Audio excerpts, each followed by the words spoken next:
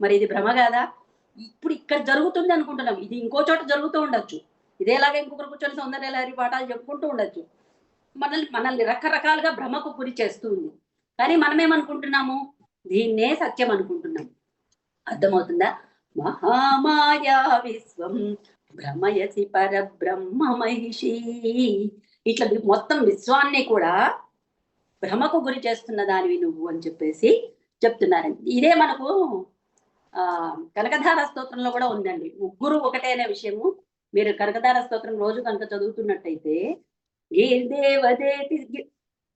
గీర్దేవదేతి గరుడధ్వజ సుందరీతి శాకంభరీతి శశిశేఖర వల్లభీతి. ఇక్కడ కూడా గీర్దేవదేతి చెప్తున్నారు. అక్కడ కూడా సరస్వతీదేవి. గరుడధ్వజ సుందరి. గరుడధ్వజుడు ఎవరండి? విష్ణువు. ఆయనకు సుందరి, ఆయనకు యొక్క భార్య. గరుడధ్వజ సుందరీతి శాకంభరీతి శశిశేఖర వల్లభీతి. శశిశేఖరుడికి వల్లభురాలి. ఆ ముగ్గురు కలిపి మళ్ళీ ఎవరు తల్లి? మళ్ళీ నువ్వే. సృష్టి స్థితి ప్రళయ కేలిషు సంస్థితాయై తస్మై నమస్త్రిభువనైక గురోస్తరుణ్ణి.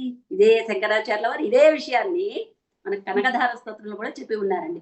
మొత్తానికి మనం భ్రమిస్తున్నట్టుగా, మనం భ్రమలో ఉన్నట్టుగా ముగ్గురు వేరు కాదు. ఆ ముగ్గురు ఉన్నటువంటి నాలుగవదైనటువంటి తురియ తత్వమైనటువంటి పరబ్రహ్మకు యొక్క మహాపట్టపురాణివి. పరబ్రహ్మ మహిషి అంటే పట్టపురాణి. అట్టి పట్టపురాణివమ్మా నువ్వు లేకపోతే ఈ మూడు లేవు. సృష్టి లేదు, స్థితి లేదు, లయ లేదు. ఈ నాలుగింటికి మించిన దానివి ఓంకార స్వరూపిణి. ప్రపంచానికి ఆద్యమే ఓంకారం కదండి. అటువంటి ఓంకార స్వరూపిణి. ఓంకారంలో ఎలాగైతే మూడు ఉంది, కనిపించని నాదం ఏదైతే ఉందో అదే నువ్వు తల్లి అని చెప్పేసి ఈ శ్లోకంలో మనకు అందంగాను, అద్భుతంగాను, అర్థం కానంతగాను, పరమాద్భుతంగాను చెప్పి ఉన్నారు. మొత్తానికి అమ్మవారి యొక్క స్వరూపాన్ని ఈ శ్లోకంలో వర్ణిస్తూ మనం భావిస్తున్నట్టుగా మనం అనుకుంటాము, సరస్వతీదేవి అంటే ఒకరు, లక్ష్మి అంటే ఒకరు, ఇంకొకరంటే అందరూ ఒకటేనండి. ఎవరు వేరు కాదు. మనం ఒక్కొక్క దానికి ఇప్పుడు అమ్మ మనం ఇంకా మీకు బాగా అర్థమయ్యేటట్టు చెప్పాలంటే మనం ఒక్కరమే అని మన పాత్రలు ఎన్నింది. మనం ఒకసారి అమ్మ అవుతాం, ఒకసారి భార్య అవుతాం, ఒకసారి అక్క అవుతాం, ఒకసారి చెల్లి అవుతాం, ఒకసారి ఆడపడిచి అవుతాం, ఒకసారి వదిన అవుతాం, ఒకసారి ఇంకోటి అత్తగారు అవుతాం, ఒకసారి కోడలు. మనమే ఇన్ని రకాలుగా ఉంటే మనం మనుషులం అండి. అట్లాంటిది పరబ్రహ్మ తత్వమైనటువంటి తల్లి అన్ని వేరుగా మీరు ఒక్కరైనా మీరే ఇన్నా అది ఊహించుకోండి.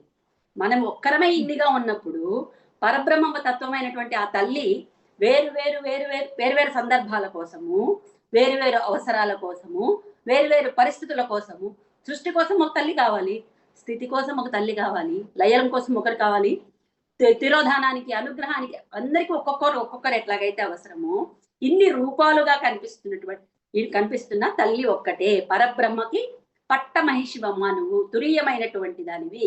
అంటే ఊహాతీతమైంది, ఊహకు కూడా అందనటువంటి నాలుగవ తత్వానివి నువ్వు అని చెప్పేసి పరబ్రహ్మ మహిషి అని సంబోధిస్తున్నారు ఇక్కడ అమ్మవారు. ఆమె ఈ మాయాస్వరూపిణి లోకాన్ని మొత్తాన్ని కూడా భ్రమింపచేస్తోంది. ఆమె సర్వశక్తి స్వరూపిణి అని ఈ శ్లోకం ద్వారా మనకు శంకరాచార్యులు తెలియజేస్తున్నారు.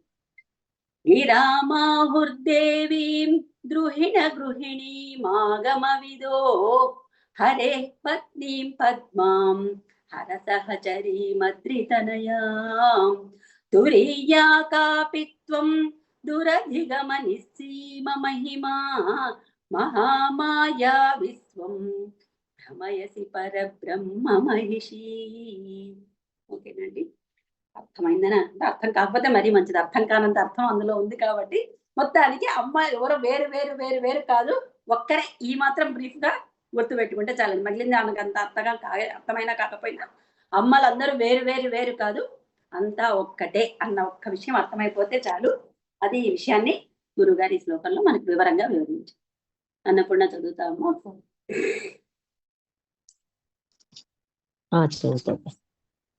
గిరామాహు